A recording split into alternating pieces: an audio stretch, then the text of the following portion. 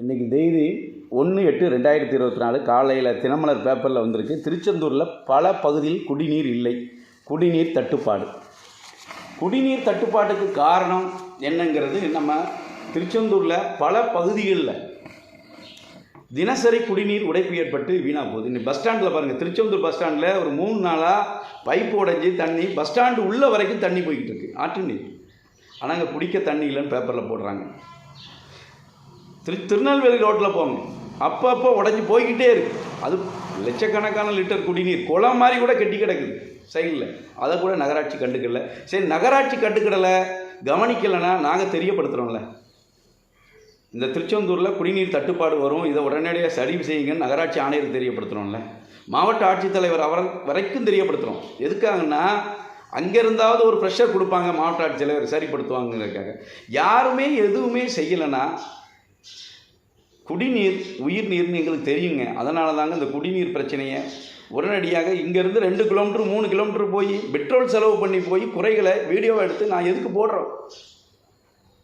எங்களால் அதை தோண்டி அடைக்க முடியாது, எங்களுக்கு அதிகாரம் கிடையாது. அதிகாரம் படைத்தவங்ககிட்ட அந்த பொறுப்பை கொடுத்தா அவங்க சரிவர செய்கிறது கிடையாது. 27 வார்டு கவுன்சிலர்கள் என்ன பண்ணுறீங்க? திருச்செந்தூரில் எல்லா வார்டுலையும் சாக்கடையை சுவாசிக்காமல் சாப்பிட முடியாது. திருச்செந்தூரில் சாக்கடையை சுவாசிக்காமல் வீட்டை விட்டு வெளியே வர முடியாது, வீட்டுக்கு உள்ளே வர முடியாது.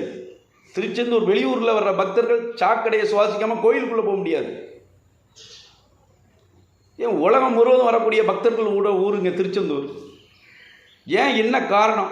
ஏன் மௌனம் சாதிக்கிறீங்க? அமைச்சர் இருக்கிற கூட நம்ம திருச்செந்தூரில் அனிதா ராதாகிருஷ்ணன் மீன்வளத்துறை அமைச்சரும் கால்நடைத்துறை அமைச்சர் 2 அமைச்சர் பதவி உள்ள ஒரு அமைச்சர் இருக்கக்கூடிய பகுதி. இப்படி இருந்தால் எப்படிங்க மாற்றம் வரும்? எங்களுடைய கோரிக்கை சாக்கடை இல்லாத திருச்செந்தூர், சுகாதாரமான காற்று, பாதுகாப்பான குடிநீர், இந்த 3ஐயும் ஒரு நகராட்சி கொடுக்க முடியல. நகராட்சிங்கிற அங்கீகாரம் அந்தஸ்து நீங்கள் உயர்த்திருக்கிறீங்க. ஒரு கிராம பஞ்சாயத்தில் இருக்கிற சுகாதாரமும் குடிநீர் வசதியும் திருச்செந்தூர் நகராட்சி கொடுக்க மறுக்குது. சரியான முறையில் போக்குவரத்து கூட ஒரு வாகனங்களில் போகிறவங்க போக முடியல. பாதாள சாக்கடை போட்டிருக்கீங்க லைனாக. பஸ் ஸ்டாண்ட்லேருந்து பாருங்கள், அமைச்சர் அலுவலகம் வரைக்கும் குழி.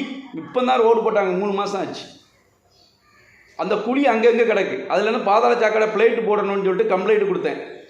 கம்ப்ளைண்ட் கொடுத்தோன்னா ஒரு குறிப்பிட்ட இடத்துல போட்டாங்க, அதுக்கு பிறகு போடலை. இதெல்லாம் நகராட்சி தானாக செய்யக்கூடாதாங்க?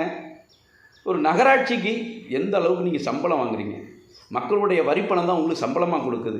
ஏன் அதை சிந்திக்க மாட்டேங்கிங்க? குறைகள் சொன்னால் உடனே அவர் தொழில் யார் நான் தொழில் பண்ணுறேன்னா தொழில் கடையில் தொழில் பண்ணுற இடத்துல போய் மிரட்டுறது, அடிக்க போகிறது, இதெல்லாம் வருங்காலத்தில் நல்லது கிடையாது. ஏன்னா பக்கத்தில் முருகர் இருக்கிறார், அவர் பார்த்துக்கிட்டு இருக்கிறாரு. எங்களுக்கு ஆபத்து வரும்போது நாங்கள் முருகர்கிட்ட போய் வேண்டிவிடுவோம். எங்களுக்கு ஒன்றும் பிரச்சனை இல்லை. எந்த அதிகாரிகிட்டையும் நாங்கள் போய் கால் பண்ணிய வேண்டிய அவசியம் இல்லை. எல்லாத்துக்கும் மேலே ஒரு முருக பகவான் இருக்க. தயவு செய்து திருச்செந்தூரை மாற்ற நகராட்சி. இன்றைக்கி பாருங்கள், திருச்செந்தூரில் பஸ் ஸ்டாண்டு பக்கத்தில் சொன்னால் நீங்கள் போய் பாருங்கள், நகராட்சி ஆணையர் போய் பார்க்கணும்.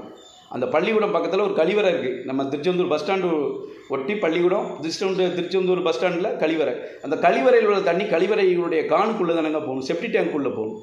அதை மழைநீர் வடிகாலில் விட்டுருக்குறாங்க. பல வருடமாக போய்கிட்டு இருக்கு. நாங்கள் குறைகள் சொல்லவும் பிளேட்டை போட்டு மூடிடுறது. இப்போ கான் போய்கிட்டு இருக்கு. இதெல்லாம் சட்டத்துக்கு விரோதமாக ஒரு நகராட்சி செயல்பட சொல்ல அதை யாருங்க தட்டி கேட்குறது? இன்றைக்கு இந்த காவல்துறையிட்ட நாங்கள் இன்றைக்கி காலையில் தமிழ்நாடு இந்து வியாபாரிகள் சங்கம் சார்பாக மனு கொடுக்க போகிறோம். உடனடியாக நகராட்சி நடவடிக்கை எடுக்க வேண்டும் என்பது எங்களுடைய கோரிக்கை.